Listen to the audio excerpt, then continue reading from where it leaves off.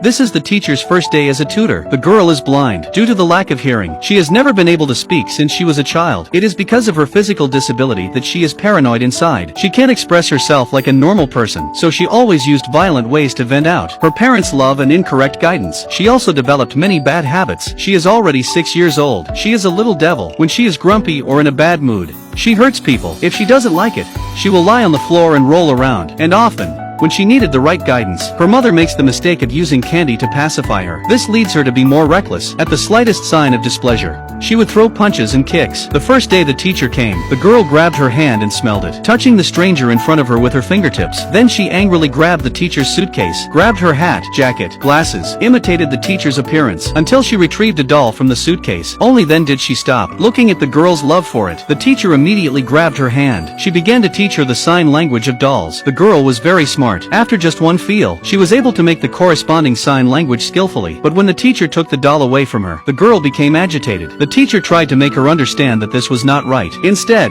she slapped the teacher directly. The teacher immediately took out a piece of cake to calm her down. Then she taught her the sign language of cake. The girl thought for a while, and got it all right. The teacher happily handed the doll to the girl, but she gave the teacher a backhanded slap. Then she took the opportunity to run out of the door, and cleverly locked the door behind her. The teacher then realized that he had been knocked out a tooth. In the end, the girl's father had to build a ladder to get the teacher out of the house. Just after the girl thought people had left, she carefully took the key out of her mouth, throwing it into the well on the side. Looking at the smart girl, the teacher was no longer angry. Instead, she became interested in the girl. At night, when the teacher was writing, but the girl next to her did not want to let her live in peace, she deliberately spilled the ink on the table. The teacher did not miss any opportunity to let her learn, grabbed her hand and pressed it on the table to make her feel the ink, and taught her in sign language that this is ink. Everything has its own name. In order to keep her honest for a while, so she dragged her to the side. She taught her how to sew, but while the teacher was arranging her desk, the girl accidentally slammed her hand. The pain caused her to become agitated. The teacher hurriedly stopped her, and told her that such behavior is the sign of a bad girl. Then the teacher made a bad face, and asked her to touch her hand. The girl also made the same expression. Then the teacher changed to a happy expression. She also made a happy face in the same way. The teacher just praised her for being a smart and good child, but the next moment she broke a vase on the ground. She was already used to expressing her happiness in this way. It was bedtime. The teacher tried to take the needle and thread out of her hand. She became frantic again. She stabbed the teacher's hand with a needle. The mother panicked and put a candy in the girl's mouth. The teacher was puzzled. The girl had obviously done something wrong. Why did the mother reward her with a candy? The mother said she was sorry, but this was the only way she could calm down. What surprised the teacher even more was that the next day, at the dinner table, the family didn't prepare any tableware for the girl. She went around the table and ate with her hands. Whoever came to her, she grabbed it from the plate of whoever she came to. The family did not care about the girl's behavior, chatting and eating at the same time, but the teacher simply would not tolerate such behavior. When Helen tried to take food from the teacher's plate, she pushed the girl away. The irritable girl immediately grabbed her fist. The teacher didn't take kindly to her either, and the girl fought with her. The father was angry and accused the teacher of being too rude. He wanted to throw her out, but the teacher ignored the father. She knew that the girl was a tyrant and a troublemaker at home. If she didn't stop and correct her, if she was not stopped and corrected,